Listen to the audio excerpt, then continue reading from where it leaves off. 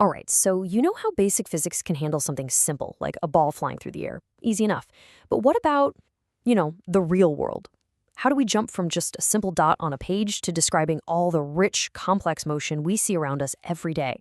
Well, that's exactly the journey we're going to take right now. I mean, just think about it for a second. You've got a gymnast doing these incredible flips and twists, a planet tumbling through the vastness of space, or even a spinning top that seems to just defy gravity. These things aren't just single points moving in a straight line, right? They've got shape, they rotate, they wobble.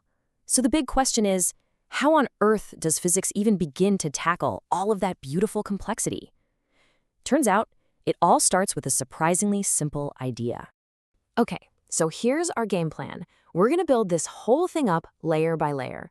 First, we'll start with just collections of particles. Then we'll lock them together to make solid objects, what we call rigid bodies. After that, we'll see what happens when they're connected by springs and can wiggle around. And finally, we're going to pull back the curtain on this powerful new operating system for physics that handles the whole shebang with some serious elegance. All right, let's dive in. First things first. When you get right down to it, any object you can think of, a baseball, a car, even a building, it's really just a giant collection of tiny individual atoms, right? Particles. So if we want to understand the whole object, we've got to start by figuring out how to deal with the group. And in the world of physics, we have a name for that: a system of particles. This is really our ground zero, our foundational concept. It doesn't matter if we're talking about a cloud of cosmic dust or all the atoms packed into your phone. We always start by treating them as a team of interacting points. But, okay, let's be real. Tracking billions and billions of individual points is totally impossible. So we need a shortcut. A big one. And that shortcut, my friends, is the center of mass. This is just a brilliant, brilliant simplification. It's this one special imaginary point that moves as if the entire mass of the system were packed right into it.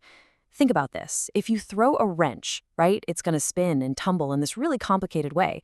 But its center of mass, it just sails through the air in a perfect, simple parabola, exactly like a single little ball would. It's amazing. So you can see here, that point labeled CM, that's our center of mass. You can think of it like the system's ultimate balance point. It's basically the average position of all the particles. But, and here's the key part, it's weighted by their mass. So the heavier particles have more pull, they have more say in where that center is. And this one little trick, following this one point, lets us track the overall movement of even the most ridiculously complicated objects. Okay, so that's awesome. We can track the motion of the group by just watching the center of mass.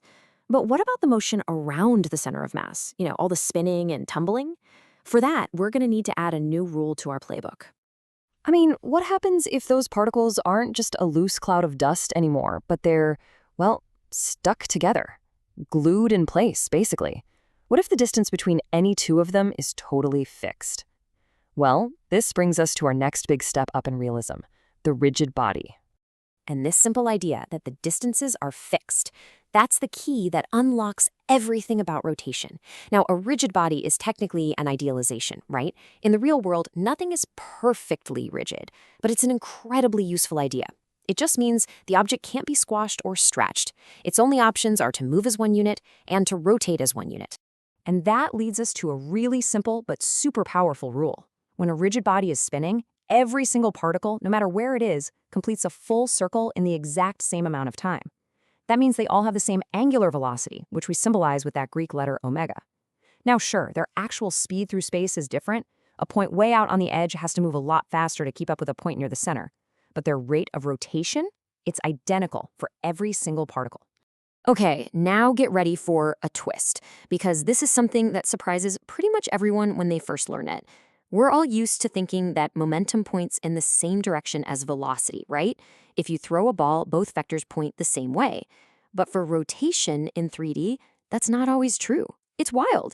The actual axis an object is spinning around can be different from the axis of its rotational momentum.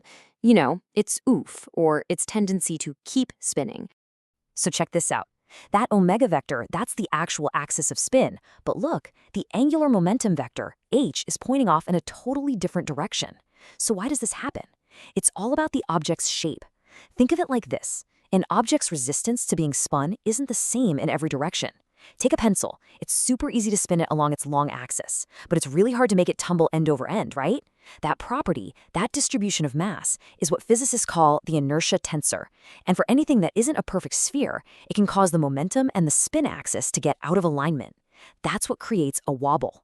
And trust me, this matters so much in the real world. This is what engineers have to nail down to keep satellites from tumbling out of control, or to build those crazy precise gyroscopes inside your phone. Okay, so we've covered loose particles, and we've covered particles that are rigidly locked together, but what about the middle ground? What if things are connected but, flexibly, like with springs? This is where we get into the really cool world of oscillations. Just picture this. You've got two separate masses on springs, and they're just bouncing up and down, doing their own thing. Simple enough? But now, what if you connect those two masses with another spring in the middle? All of a sudden, they can't ignore each other anymore. The motion of one starts pulling and pushing on the other. This is what we call coupling. And the truly amazing thing is that the system naturally finds these specific, synchronized patterns of vibration called normal modes.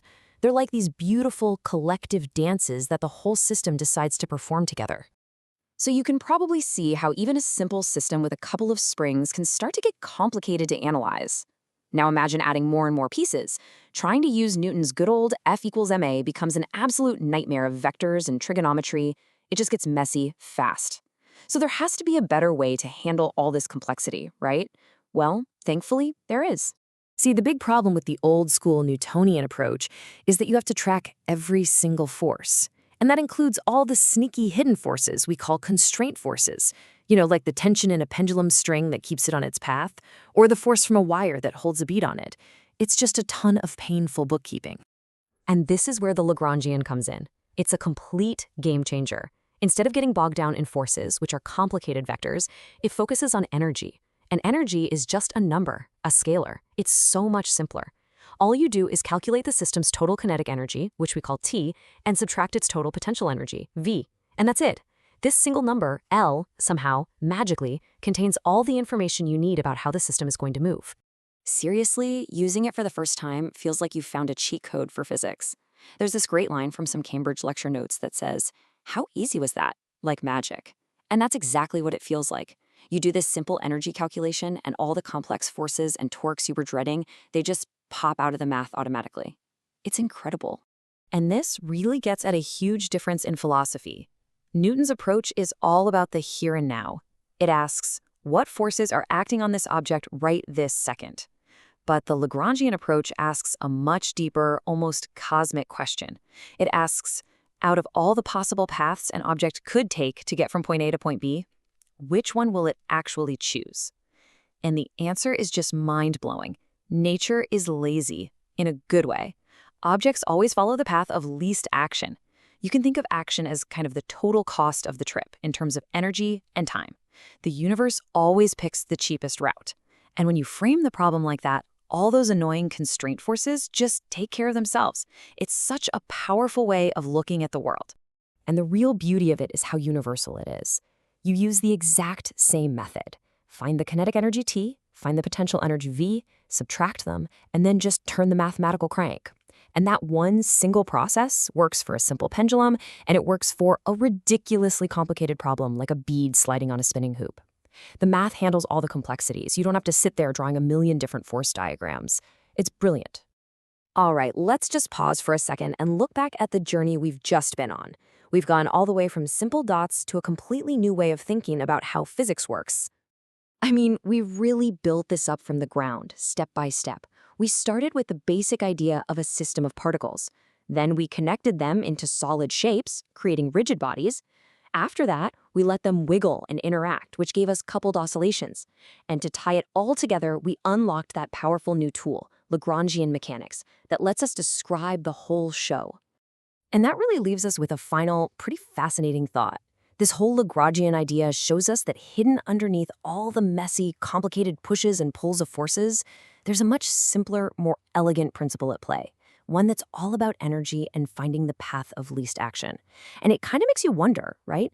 What other beautiful, simple rules like that are just waiting for us to find them, hiding just beneath the surface of our complex universe?